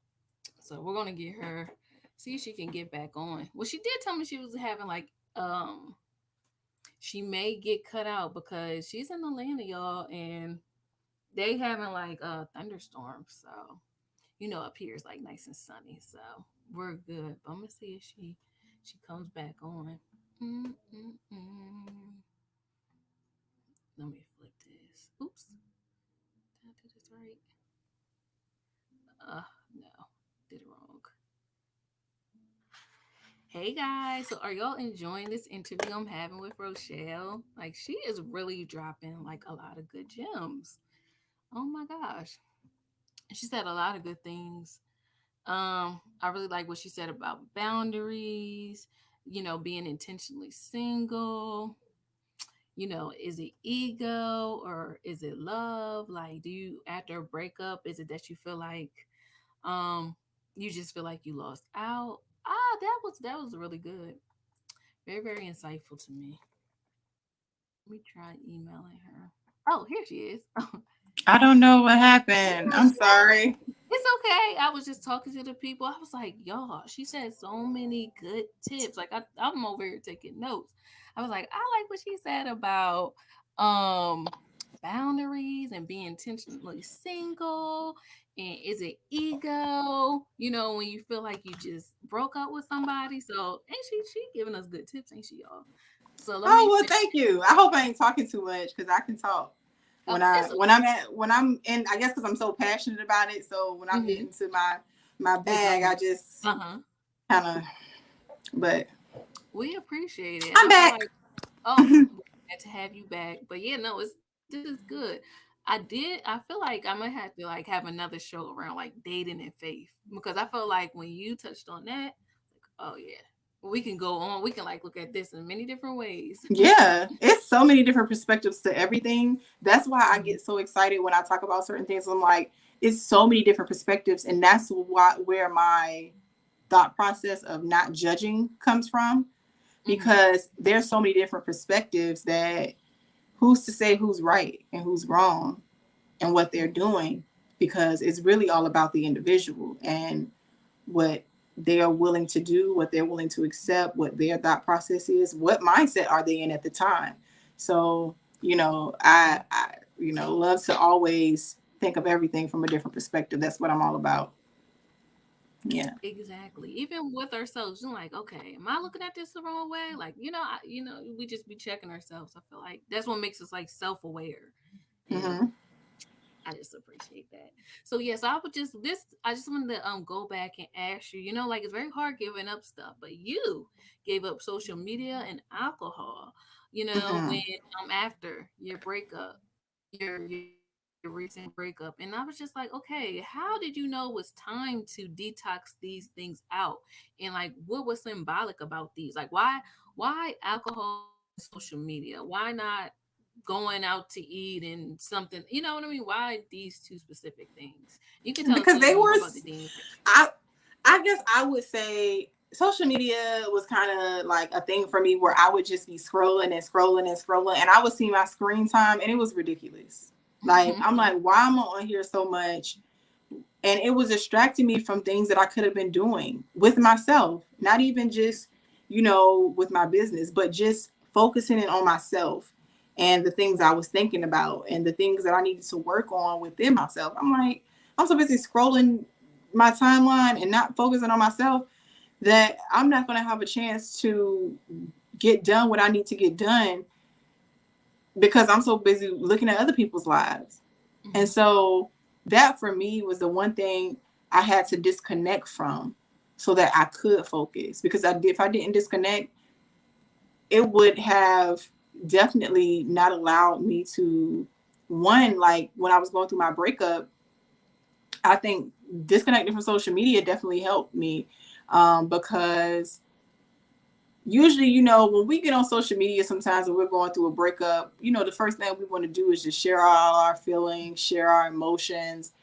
And for me, I think disconnecting allowed me to sit in my feelings and heal from them rather than trying to justify them or find ways to justify the way that I felt about something, or go post a meme, a million memes just because, like, what's the point?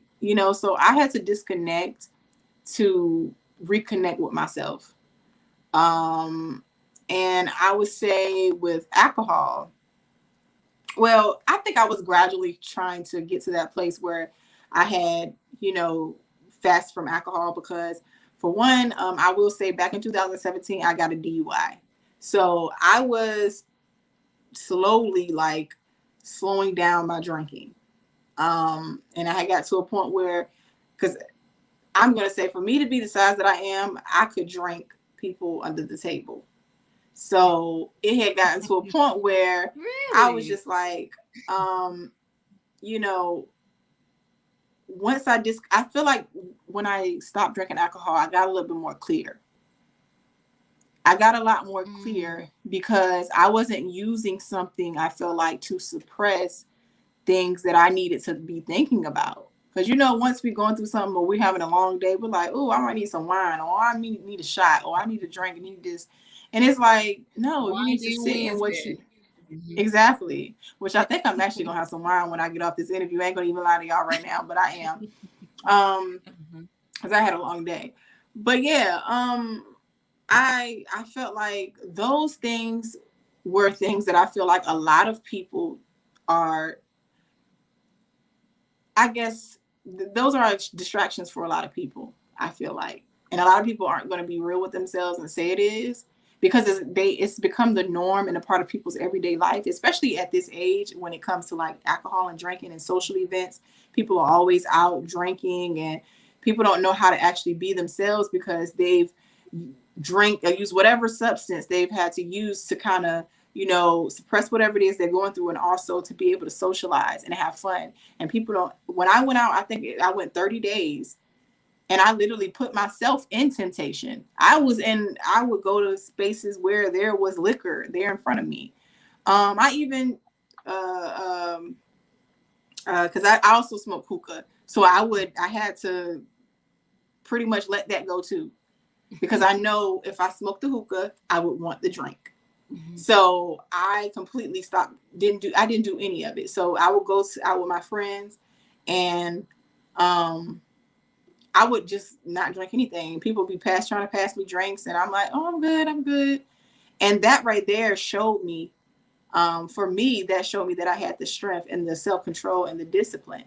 So I put myself in the line of fire. I didn't just stay at home and not do anything. I was in very tempting situations in those 30 days. It wasn't like I was keeping myself from it. I was around it. So I could have indulged if I wanted to, but because I knew, like I said, having a goal, I was like, no, I can't do it because I'm trying to hear something from God, and I can't hear that if I'm not, if I'm indulging in something that I promised him that I would fast from.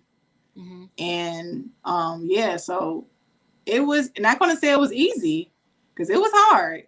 Because Hmm. imagine yourself being out, partying, and you're so used to doing something that's your normal thing to do, and you have to sit and look at it.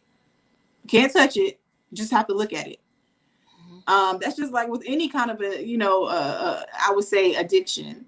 Now, not to say really that I was addicted to alcohol, because if I could go 30 days without drinking it and I didn't care about it, it really was an addiction, but it was a distraction, you Okay. know. And to be honest, I'm going to say this: maybe not that I was addicted, but I would say all of us at some point are functioning alcoholics, because if we really be true with ourselves, if we're drinking more than, I would say, more than 3 or 4 times a month, and you're always out and you're always partying and drinking, you're somewhat of a functioning alcoholic. You might not be on these streets, um, begging for change to get, to get liquor, or you might not be spending your last dime on, whatever it is. But if we're being honest with ourselves, a lot of us are functioning alcoholics. And I won't say that, it's a detriment to you, in the moment, but long term, if you don't get a hold of it, it can become a detriment to you. And you have to understand that you don't always need liquor to have fun and to socialize. Like, When I didn't drink liquor, I still had fun. I was like, I can still have fun. I actually have Mhm. a great personality, even if I don't drink. Period. Because I used to Mhm. think that when I drank, that's when I would come alive. But to be honest, it didn't take that. It just took for me to be around great vibes. And that's when I became, who I had the most fun. And, social media, I feel like that is a world of lies a lot. And It so we is. get caught up in that and we forget about our own reality. And we don't think about our own reality enough. We don't change it because we're so busy focusing on everybody Mhm. else's. But yeah, all in all, yeah, those things were, it was hard to let go some of those things, but I think it benefited me um a I lot. like that makes a lot of sense. And I feel like with like you said, with the drinking and social media, those were the things that were maybe clogging up your line from hearing from God. And that could be anybody. Anybody could have like something different. But you know what I mean? Like sometimes we do have to give it up so we can hear clearly. I don't Mm-hmm. have like I feel like I have a similar situation. I remember getting smart with my one friend without cussing her out, but it was so much like anger in my like clap back that I might as well had it. So I went to bed, woke up the next day, tried to pray, and could not. It was just like it was a block there. So I understand how like the things that we do can kind of clog up, I guess the spiritual communication between you and It God. can. So I get it from that like perspective. I literally had to pray. I didn't know what was wrong with me. I'm like, why can't I like pray? Like I thought it was the environment I was in. I tried going outside. It was just like a block. But it's just like, nope, you gotta repent. You gotta get all that hate out your heart, like in order to talk to me. Like Yeah. that's what I felt what God was telling me. So I understand sometimes you gotta give it up. Like I had to give up that anger and that hurt and just tell God why really I was mad at her. But yeah, like Yeah. sometimes you And just I have had to to give fast. up. I will say I also fasted from things that I used to watch on TV. And the That's only thing good. that I watched was things that gave me new knowledge. I stopped Mm, watching a whole bunch of stuff on Netflix and YouTube and a lot of stuff that I was watching. I didn't mm-hmm. even notice that, but when we speak, I when I think about it, a lot I didn't watch a lot of things that will put the wrong messages in my head. I would watch a lot of stuff that helped me grow. So that's important too. That is good. Like you said, getting new knowledge. I like that. You Hmm. replaced it with that. Hmm. So, wrapping up, I have two more questions. So, Okay. if there's a woman out there struggling with loving themselves, and we probably kind of already touched on this, so I feel like I may know your answer, but I'm still gonna ask. Okay. Struggling with loving themselves, what are some self-love tips or words of encouragement you would give this woman? Okay. I would say, try for one, try like I've been saying. This is just being single intentionally, of course. Hmm. Um, that's the number one thing. Don't give up on yourself because I think when we go through so much, we deal with so much struggle, we deal with so much pain, we kind of lose hope in knowing that there's still good out there for us. It's just that we have to shift our mindsets and grow from where we're at so that we can begin to receive the things that God wants us to receive. And so it's definitely just having that faith, and I think a lot of that comes from just your spiritual connection and your relationship with God. um that allows you to, get clarity on the answers that you need so that you're not just leaning on your own understanding. Because once we start leaning on our own understanding, then we start to make decisions and we continue to make the wrong decisions that aren't good for us. And so I would say definitely just don't lose hope. Know that there is a brighter side and a light at the end of the tunnel. It's just that you have to do the work. And whatever that looks like for you, I mean, actually do the work. Don't just, say, oh, I want to do this, and you're not putting down some type of plan for it, or saying you want this type of relationship, but you haven't even worked on yourself. Mm-hmm. But you're just still, just doing what you want to do and just letting life happen to you, pretty much. Don't let life happen to you. Actually live your life and go for what you want, and speak into the universe whatever you want and whatever you need. Everything will be returned back to you if you truly believe, because once you start losing hope, that's when you start to disconnect, and you get discouraged, and things don't come to you because you're not open. Your heart is not open to receive them. And that's with anything. Your heart has to be open to receive them, because something can come to you and you just don't even pay it any attention because your heart is not open to what it is that you say that you want. But you have to do the work on yourself. And that's pretty much what I would want to say, because that's something I would say to myself, growing up, to my younger self. Don't lose hope, and pay attention, and don't let life happen to you, because I let a lot of life happen to me, and I wasn't present in those moments, and it cost me a lot. But the way you turn it around is just by just becoming self-aware. And once you become self-aware, I feel like that's where everything just starts to make sense, because then you start to wonder and wanting to get the answers, like, okay, what is it that I need to change about myself? How can I start thinking different? And a lot of the answers come when you just take that first step in wanting to change. I Yeah. think that is amazing advice. Very, very good tips. Thank And you, thank you, thank you. I don't even know if I should ask the last question because you kind of like tied it in. Because my last question was like going to be looking back at your dating experiences. What lessons do you wish you had learned sooner, or a takeaway that you would tell your 16-year-old self? And I feel like you did answer that, like becoming self-aware. But you can answer it again or in a Um, different if you want. But like you um, literally touched on, I'm like, oh my gosh. She was like, I would tell my younger self. I'm like, did she know my question was coming up? That was going to be my next thing. well, I would actually say something a little different, like, and especially when it comes to dating, I would say do not rush. Like, you Mhm. have time, take your time. Like, my dad always used to say, them boys are always going to be there. Like, they ain't going nowhere. Mhm. And so whoever's meant for you at some point, they will be for you. And don't try to, force anything. Let whatever it is be.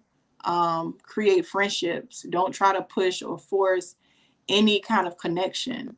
Um, keep your legs closed.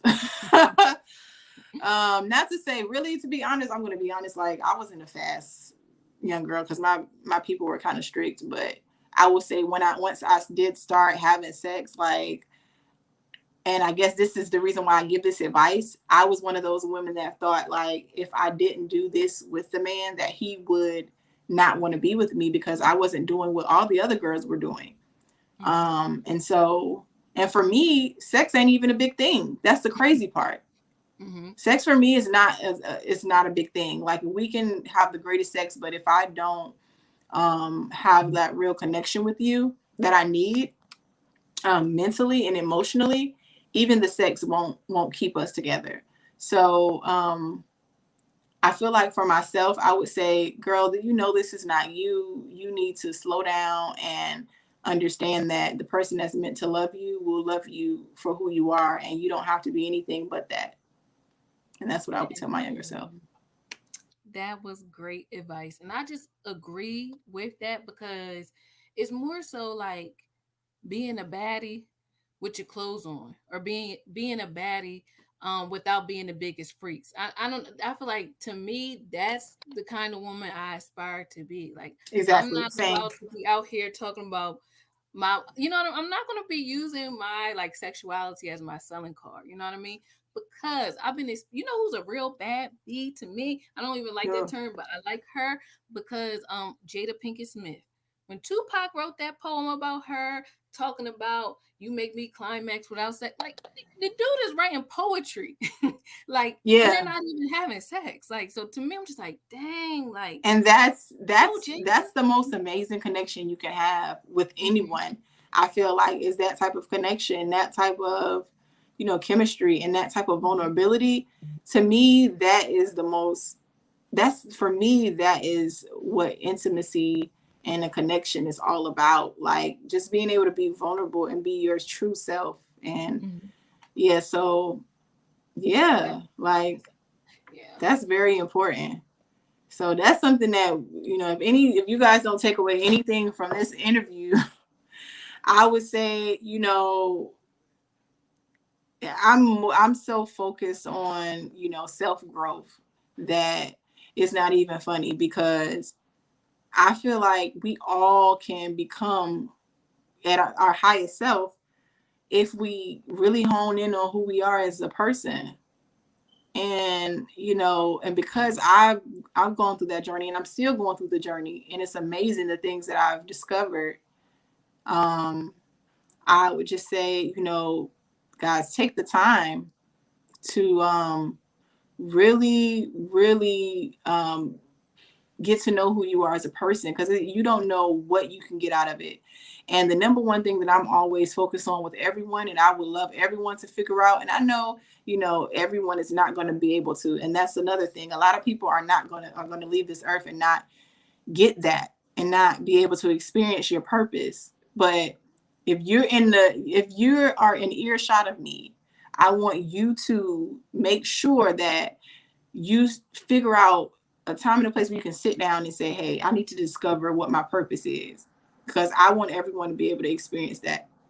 I feel like everyone should be able to. I don't want no one to leave this earth and not be able to do that. Like, to me, I feel like you are wasting your time by not allowing yourself to experience life in its fullest and doing what were put on this earth to do.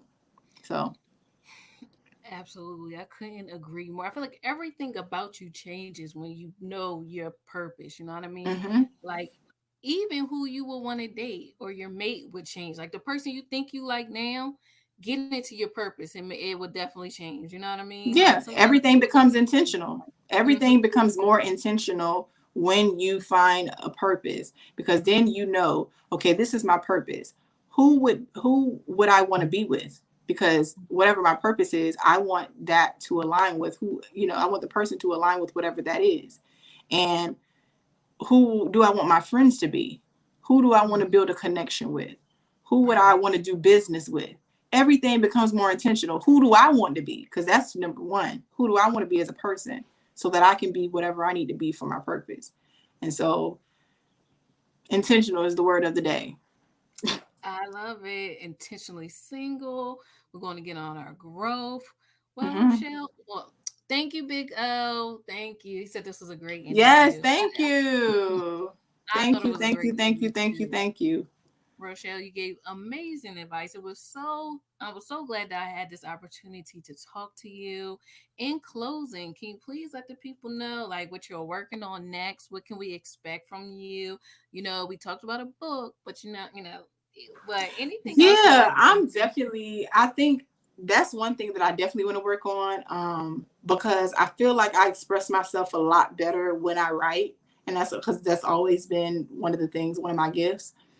So that will be coming. I just don't know when. I've thought of many different titles, and I'm just feeling like whenever God tells me, okay, this is your moment to sit down and write, and that's when I'll do it. But I want to make sure I'm not just doing it just to be doing it, because I want to have content out. I don't believe in doing that, like just throwing stuff out there just to have content and just to sell stuff. That's not how I operate.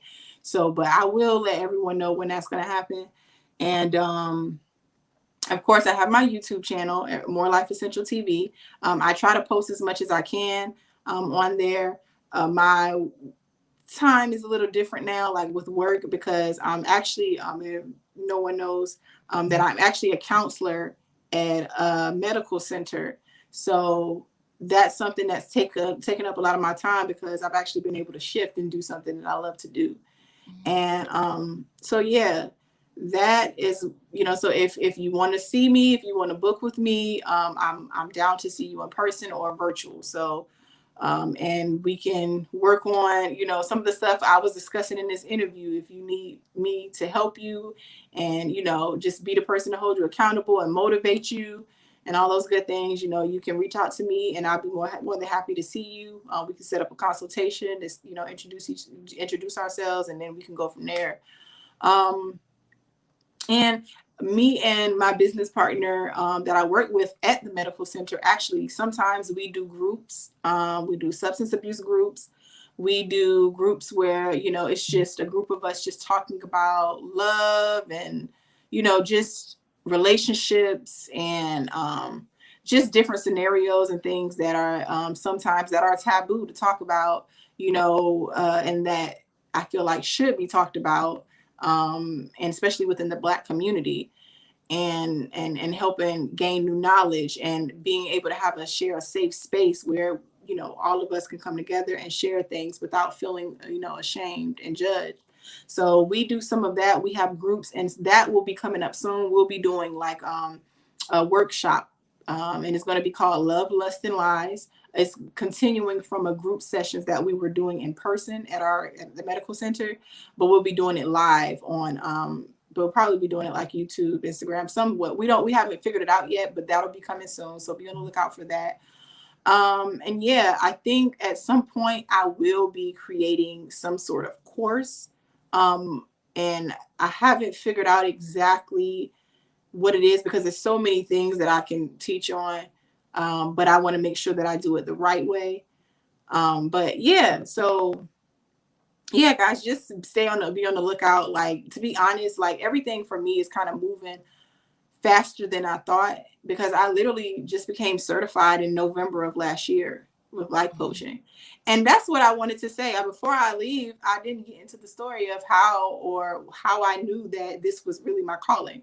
Ooh, So one day, keep in mind, remember when I said, God, let your will be done in the last situation.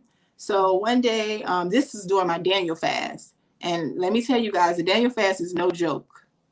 It is no joke. Like literally, you're almost like you're eating a garden. You're not eating a lot of stuff. And so I deprived myself of a lot of stuff. And when I did that, when I tell you, Tony Gaskins was talking about the coaching. And at the time, I didn't have the money saved up, like sitting aside to do that. Like I had the money, but not to just throw at a certification. So one day I was on my way, I was about to get something to eat and I was listening to him. And he had brought up the certification. I was like, God, I don't know what I need to do to get this money for this certification, but however you're going to do it, just do it. Cause I believe, and the thing is, remember when I said you have to be open in your heart to receive anything. I just believed that I was going to find a way to get that certification. I didn't know how, but I knew that it was going to happen. And so when I said it, I was just casually, and this was something I was just casually doing, but I was talking to God because I do that all the time. I could be anywhere and I say, God, such and such and such, whatever. And I just was like, God, please give me the finances some way, somehow. I don't know how you're going to do it, but help me. So I leave to go get me some food. In the parking lot where I went to get my food from, I was parked in my car because I was waiting because it was busy inside of the place. So I just decided to sit in my car. Well, another car came and tried to fit his car in between me and another car. And when he was backing up, he scratched my car. So when he scratched my car, I got out of the car. I was like, sir, hey, you scratched my car, right? And I'm assuming he didn't think I was in there. He thought he was just going to get away with doing it. And I was like, I need your information. So I didn't get his information in. He pulled over to the other side of the parking lot, not knowing, like, because he did a hit and run, basically. He left out of the parking lot. I had already got his license plate because I'm no dummy. I know how people do out here in Atlanta. We have a lot of scammers. So you're not about to get away with, with destructing my car and with no repercussions. So long story short, I got a police report, called the police, got a police report, got my, what is it called those? Exactly. So I went to, my insurance company. They somehow got in contact with this insurance company. And, pretty much from that situation, I ended up getting the money and I was able to get my car fixed and get my certification from that check that I got. From that night of me saying, God, I don't know how you're going to do it, but just find a way, I was able to get my car fixed and get that certification. And you know how many in that, God also tested me once I got that check, because I could have done so many other things. Mm-hmm. Once I got the check, I was like, oh, this, I can do this. Oh, I can do that.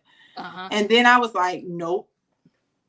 I said I wanted to become certified. So whatever the chunk of this check is going to go to, whatever, go towards the certification. Wait a And I minute. So went, was this during your fast? yeah. Isn't that interesting? Like, so when you fast too, listen, your prayers will get you ask for something, God will bring it to you. So Mm-hmm. that's interesting. And it's almost like he was preparing you when you was giving up the social media and all that other stuff, even though it was in front of you, you was like, no. So it was like all those little things prepared you for the big thing. And it's like, okay, God, I wanted to get this certification. And you was already Mm-hmm. trained up to like say, no, I'm not going to use the money for nothing else. I'm going to use it for this. And Yep. just, And that's how and that's how I knew it was something I was supposed to be doing, because I prayed to him before and was like, God, if this is something I'm supposed to be doing, let me know. And that was to me his confirmation, confirmation. Uh-huh. because he provided for me in that moment, because he knew that that's what I was supposed to be doing. Yes, I love that. It's like Yeah. coach, how did I got into it. I wanted to do it, but like you said, I didn't have the money set aside. But whoever had wrote him saying like, oh, I really want to do this, only had such and such amount. When he dropped that price, that's why I was like, I'm going in. I'm buying it now. Girl, I got my certification right before that. I was like, oh my God, why couldn't I wait? But But then see, that was also God testing me, like, okay, mm-hmm, but at the same time, you still were able to do it. So why are you, that's someone else's blessing. That wasn't mm-hmm, meant to be your blessing. That was somebody mm-hmm. else's. So you got it. And that's all that matters. I had to Yeah. check myself. I Mm-hmm. had to check myself, because I was like, dang, he dropped that price. I remember that. I remember Yep. when he did that. I'm I like, do. I gotta get in there. I got to. Yep. And like you Mm-hmm. said, he had already had your blessing. Your blessing was already taken care of, but he had to Oh, like my make phone is sure about to you. die. I don't want it to die before we close out. Oh, it's okay. I'll wrap this up now. So Okay. again, thank you so much, Rochelle. This was a wonderful interview. We learned a lot, and thank you for joining me. I thank you so So much for having me. I really do. And thank you guys who were listening. And, follow me on social media, on my Instagram at Rochelle Demetrius, just like my name is right here on the screen. And, if you have any questions, always feel free to reach out. And if you need a session, the link is in my bio. So you can always book with me. But yeah, thank you for having me. you're welcome. She is dope, y'all. So Thank again, you. thank you for joining me on Six Is Just Not God's Best for You Self Actualize and Shine podcast show.